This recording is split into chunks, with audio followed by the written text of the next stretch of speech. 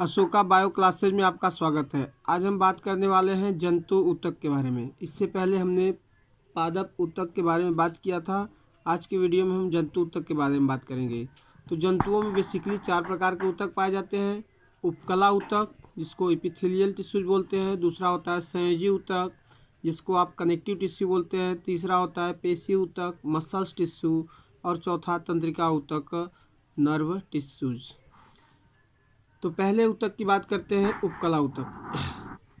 Basically जो उपकला ऊतक होता है, उपकला ऊतक जो होता है यह हमारा जो भ्रूणी विकास होता है। तो भ्रूणी विकास माने जब हम माँ के गर्भ में विकसित होते हैं तो हमारा शरीर 3 परतों से बनता है, बाह्य जन स्तर, मध्य जन स्तर और अंतःजन स्तर, जिसको क्रमशः इंग्लिश में इक्टोडर्म, मेसोडर्म और इंडोडर्म बोलते हैं।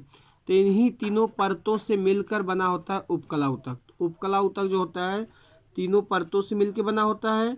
ये जो होती है शरीर के विभिन्न आवरण का निर्माण करते हैं, यानी शरीर का जो परत है, जितने भी शरीर का बाहरी और आंतरिक अंग है, उन सब पे जो झिल्ली है वो झिल्ली कौन सी है? उपकला ऊतक की। तो उपकला ऊतक क्या होता है? शरीर के आवरण का निर्माण करती है। उपकला शब्द यानी इपिथेलियल शब्द जो होता है, इस शब्द का यूज किया था रियूस नामक वैज्ञानिक ने। किसने? रियूस नामक वैज्ञानिक ने इपिथेलियम शब्द का यूज किया था। ये जो इपिथेलियन उपकला ऊतक होती है, ये जो होती है मुख्यतः 2 भागों में विभाजित की गई है। एक है आच्छादी उपकला ऊतक और दूसरा है ग्रंथिल उपकला ऊतक। आच्छादी उपकला ऊतक और ग्रंथिल उपकला ऊतक। बात करते हैं आच्छादी उपकला ऊतक। तो ये उपकला जो होती है, बात किए थे ऊपर कि ये जो होती है शरीर के अंदर और बाहरी यानी आंतरिक और बाहरी संरचना का निर्माण करती है। शरीर के जितने भी बाहरी परत जैसे त्वचा उचा हो गए और आंतरिक परत जो है जितने भी अंग है उनके जो कवर होते हैं, यानी कि उसके ऊपर जो झिल्ली है, परत है, वो क्या होती है? आपकी आच्छादी। आच्छादी से नाम से ही लग रहा है कवरिंग, माने ढका हुआ। तो आच्छादी उपकला ऊतक क्या होती है? शरीर के आंतरिक और बाहरी भागों को ढक के रखती है, यानी कि सुरक्षा करने का काम करती है। इसका भी विकास की बात करें तो इसका विकास हुआ है क्या? शरीर तीनों जन स्तर से, इक्टो, मीजो और इंडोडर्म से। तो इसका भी तो वही होगा। तो तीनों मतलब कि बाह्य जन स्तर, मध्य जन स्तर और अंतः जन स्तर, तीनों से इसका विकास हुआ है। ये जो आच्छादी उपकला ऊतक होती है, ये 3 प्रकार की होती है। ये जो होती है निम्नलिखित प्रकार की है। पहला है सरल आच्छादी उपकला ऊतक। सरल आच्छादी उपकला ऊतक। तो ये जो होता है सरल आच्छादी उपकला ऊतक में, तो इसमें जो होता है बेसिकली 3 प्रकार की बांटा गया है। फिलहाल सरल आच्छादी उपकला ऊतक जो होता है, इसकी बात कर रहे हैं, तो इसमें जो होता है केवल एक ही प्रकार के, माने एक ही स्तर की होती है, एक ही लेवल पाया जाता है, एक ही प्रकार की, यानी कि एक ही कोशिका के परत से बनी होती है। कौन? सरल आच्छादी उपकला ऊतक। तो ये जो होती है शरीर को क्या करती है? जहाँ पे सुरक्षा रहता है, सुरक्षा के साथ साथ जहाँ पे अवशोषण या श्रावण, यानी कि जहाँ पे कुछ पदार्थों का स्राव करते हैं या कुछ पदार्थों को अवशोषित करते हैं, ऐसे पदार्थों में ही, ऐसे ही अंगों में, ऐसे भागों में ही पाई जाती है सरल उपकला ऊतक। ये 3 टाइप की होती है, सल्की, घनाकार और स्पंजी। सल्की उपकला ऊतक जो होता है, सल्की मतलब नाम से लग रहा है, सल्क मीन्स सेहरा। सेहरा मतलब कैसा होगा? पतला होगा, चपटा। तो इसकी कोशिकाएं कैसी होती है? पतली होती हैं। किसकी? सल्की उपकला ऊतक की जो कोशिकाएं होती हैं वो पतली होती है, चपटी होती है, बहुकोणीय होती है और चौड़ी प्लेट के जैसी संरचना होती है। ये जो होती हैं, ये मुख्यतः सल्की उपकला ऊतक शरीर के किस भाग का निर्माण करती हैं? तो रुधिर नलिकाओं का निर्माण करती हैं। रुधिर नलिकाओं के अलावा जो होती है फेफड़े की जो वायु कूपिका होती है, वायु कूपिकाओं का निर्माण करती है। और इसके अलावा जो होती हैं लसिका ग्रंथियां जो होती है, तो लसिका वाहिनियों का निर्माण करती है। यानी कि सल्की उपकला ऊतक किसका निर्माण कर रही है? ब्लड वेसल्स यानी रुधिर वाहिनियां, लसिका वाहिनी और वायु कूपिका। वायु कूपिका किसमें पाई जाती है? फेफड़े में। तो सल्की उपकला किसमें पाई जाती है? रुधिर वाहिनियां, लसिका वाहिनियां और वायु कूपिका में। घनाकार उपकला ऊतक, तो घनाकार घन के आकार की होंगी।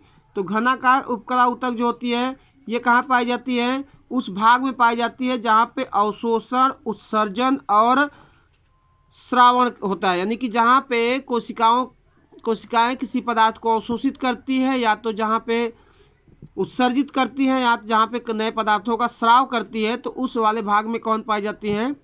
घनाकार सरल उपकला ऊतक। तो ये बेसिकली कहाँ पे पाई जाती हैं? तो ये जो होती हैं आपकी वृक्क नलिकाओं में पाई जाती हैं। इसके अलावा जनक, जनक मतलब को होता है आपके जैसे कि जो जनन ग्रंथियां हैं, जैसे कि नर में जो होता है, नर में आपके वो हो गए वृषण और मादा में अंडाशय। तो ये जनन ग्रंथियों में ब्रैक्यूल्स, ब्रैक्यूल्स मीन्स फेफड़ा वाला भाग होता है, उसमें पाई जाती हैं। और श्वेत ग्रंथियां, पसीना वाली ग्रंथियों में कैसी कोशिकाएं होती हैं? घनाकार सरल उपकला ऊतक होती हैं। किसमें किसमें? वृक्क नलिका में श्वेत ग्रंथि, श्वेत मीन्स पसीना होता है, पसीने वाले ग्रंथि में, जनन में यानी कि वृषण और अंडाशय, और इसके अलावा ब्रैक्यूल्स में क्या पाए जाते हैं? घनाकार सल्की उपकला ऊतक। तीसरा इसका प्रकार है स्तंभी। स्तंभी उपकला ऊतक क्या कहती है?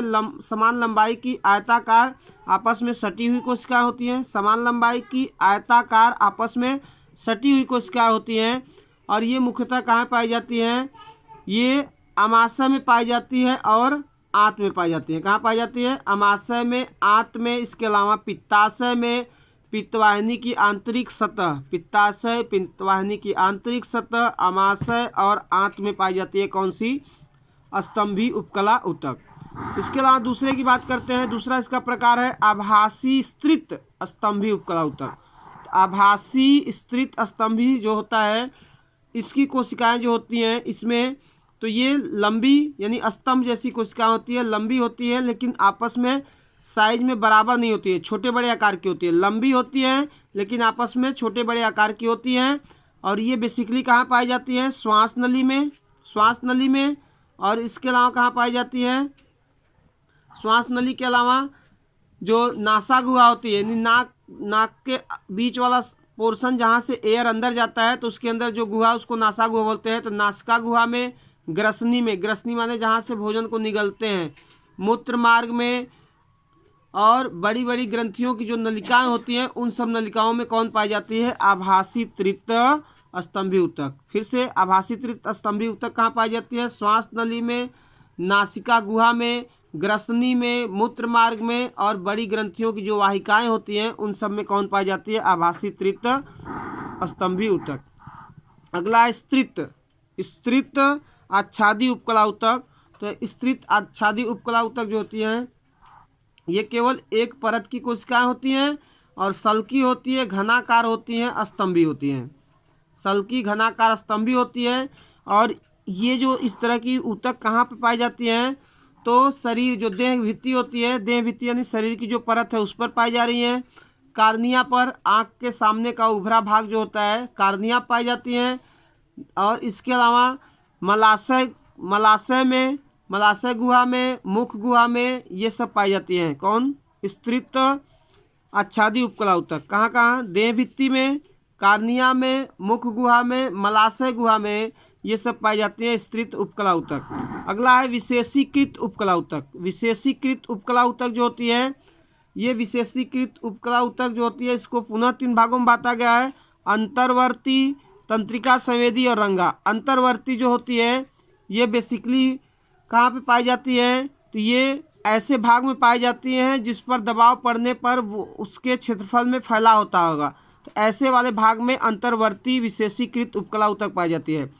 तो कौन सा वो भाग है? जैसे मूत्राशय हो गया, मूत्रवाहिनी नलिका हो गई, तो इन सब में क्या पाया जाता है? अंतर्वर्ती विशेषीकृत उपकला ऊतक।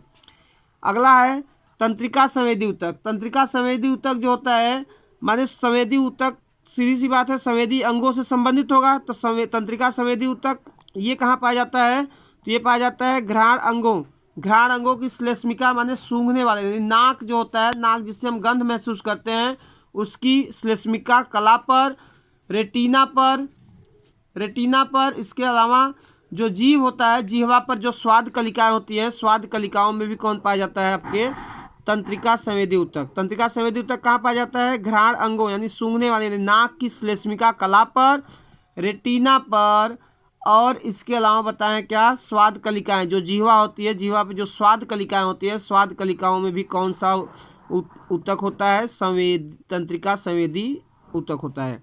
तीसरा है विशेषीकृत का ही प्रकार है रंगा, रंगा विशेषीकृत संवेदी ऊतक। तो ये रंगा जो संवेदी ऊतक होता है ये नेत्र के दृष्टि पटल यानी रेटिना पर पाया जाता है। नेत्र के दृष्टि पटल यानी रेटिना पर पाया जाता है। तो हमने बात किया किसका अभी उपकला ऊतक में, किसकी बात की है, आच्छादी उपकला ऊतक।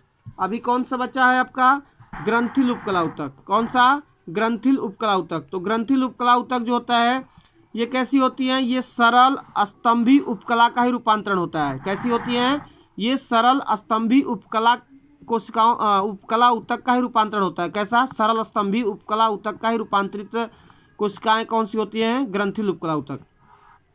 ये ऐसे भाग में पाई जाती है जहाँ पे क्या है, नाम से लग रहा है ग्रंथि यानी कि कुछ बनाएंगी। तो ये मुख्यतः कहाँ पाई जाती है, जहाँ पे हार्मोन्स का स्राव होता है, एंजाइम का स्राव होता है, श्लेष्म बनते हैं। श्लेष्म माने वही लार जैसा चिपचिपा पदार्थ। तो हार्मोन्स, एंजाइम, श्लेष्म और पाचक रस, जहाँ से पाचक रस मीन्स पाचन वाले एंजाइम जहाँ पे बनते हैं, ऐसे भाग में कौन से होते हैं, ग्रंथिल उपकला ऊतक। ग्रंथिल उपकला ऊतक को दो भागों में बांटा गया है, एक कोशिकीय ग्रंथि और एक बहुकोशिकीय। एक कोशिकीय ग्रंथिल उपकला ऊतक होती है, ये मुख्यतः कहाँ पाई जाती है, चषक कोशिकाओं में। चषक कोशिका माने ऐसी कोशिकाएं जो क्या स्राव करती है, श्लेष्म का स्राव करने वाली कोशिकाएं यानी चषक कोशिकाएं जो होती हैं वो किसका काम करती है, एक कोशिकीय ग्रंथि का। और ये कौन सी ऊतक है, ग्रंथिल उपकला ऊतक। इसके अलावा बहुकोशिकीय ग्रंथि यानी बहुत सारी कोशिकाओं से मिलकर जो ग्रंथि बनी है उसको बोलते हैं बहुकोशिकीय ग्रंथि। ये भी किसका एग्जाम्पल है, ग्रंथिल उपकला ऊतक का। इसके अंतर्गत कौन कौन आएंगे, बाह्यस्रावी ग्रंथि और अंतःस्रावी। बाह्यस्रावी ग्रंथि आपको पता है जो एंजाइम बनाती हैं, ऐसी ग्रंथियों को बाह्यस्रावी ग्रंथि, और जो हार्मोन्स बनाते हैं उसको बोलते हैं अंतःस्रावी ग्रंथि। तो अंतःस्रावी और बाह्यस्रावी दोनों ग्रंथियां जो होती हैं वो बहुकोशिकीय होती है और मुख्यतः किसकी बनी होती है, ग्रंथिल उपकला ऊतक की। ये तो हुआ अभी उपकला ऊतक के प्रकार। अब उपकला ऊतक के जो होते हैं इसके कार्य की बात करें तो उपकला ऊतक जो था, बेसिकली उपकला ऊतक जो होता है यह, इसका मुख्य कार्य क्या है कि शरीर के आंतरिक अंगों का सुरक्षा प्रदान करना। यानी कि त्वचा यदि इसी की बनी है तो त्वचा क्या करती है, त्वचा जो होती है डायरेक्ट जीवाणु विषाणु को शरीर में जाने से रोकती है। तो यानी कि शरीर के आंतरिक अंगों की सुरक्षा करने काम कौन कर रहा है, ये त्वचा यानी उपकला ऊतक। इसके अलावा ये क्या करती है, आहार नाल में अवशोषण में सहायता करी है। अभी पढ़े थे कि आहार नाल में पाई जाती है, तो आहार नाल में भोजन पदार्थ का अवशोषण करती है। अभी पढ़े थे का क्या हो रहा था यहाँ पे, जैसे यहाँ पे देख ले, वृक्क नलिका में पाई जा रही है, श्वेत ग्रंथियाँ पाई जा रही है, तो श्वेत ग्रंथि में पाई जाएगी तो पसीने का निर्माण करेगी। वृक्क नलिका में पाई जाएगी तो वृक्क वाहिनी जो है वृक्क नलिका, तो इसको जो यूरिन बनेगा उसको ढोने का काम करेगी। आमाशय और आंत में पाई जा रही है तो ये क्या करेगी, ग्रंथिल ऊतक के रूप में अभी पढ़े हैं कि चषक कोशिकाएं होती हैं जो क्या करती हैं, श्लेष्म का स्राव करती है, जो भोजन के साथ मिलकर भोजन का लुगदी पेस्ट जैसा बनाती है। एंजाइम का स्राव करती है, हार्मोन्स का स्राव करती है। तो इस तरह से ये कोशिकाएं जो होती है विभिन्न प्रकार के कार्यों का निर्धारण करती है। और एक उपकला ऊतक की बात करें तो इसमें पुनरुद्भवन की क्षमता होती है। उपकला ऊतक में किसकी क्षमता होती है, पुनरुद्भवन की क्षमता। पुनरुद्भवन से मतलब ऐसी कोशिका, मतलब ये जो होती हैं जब नष्ट हो जाती हैं तो ये फिर से डिवाइड करके, सेल डिवीजन यानी कोशिका विभाजन करके फिर से उस संरचना का निर्माण कर लेती है। जैसे कभी घाव लगता है तो त्वचा छिल उल जाता है, हट जाता है, कुछ दिन बाद धीरे धीरे नई त्वचा बन जाती है। तो फिर जो खत्म हुआ वो फिर से नया बन रहा है, तो उसी क्रिया को बोलते हैं पुनरुद्भवन। तो पुनरुद्भवन की क्रिया किसमें पाई जाती है, उपकला ऊतक में पाई जाती है। तो इस तरह से हमने जंतु ऊतक के बारे में बात किया। जंतु ऊतक में बताया गया 4 प्रकार, जिसमें सिर्फ किसके बारे में बात हुई, अभी पहले प्रकार की उपकला ऊतक के बारे में। अब अगले वीडियो में हम लोग बात करेंगे संयोजी ऊतक के बारे में, फिर उसके बाद पेशी ऊतक और तंत्रिका ऊतक के बारे में। तो वीडियो को आप स्लो करके आगे पीछे करके बारी बारी से देख सकते हैं, तो इससे ढेर सारे ऑब्जेक्टिव क्वेश्चन आपके बनते हैं। तो वीडियो को आप अपने फ्रेंड में ज़्यादा से ज़्यादा शेयर करिए, लाइक करिए, सब्सक्राइब करिए। धन्यवाद।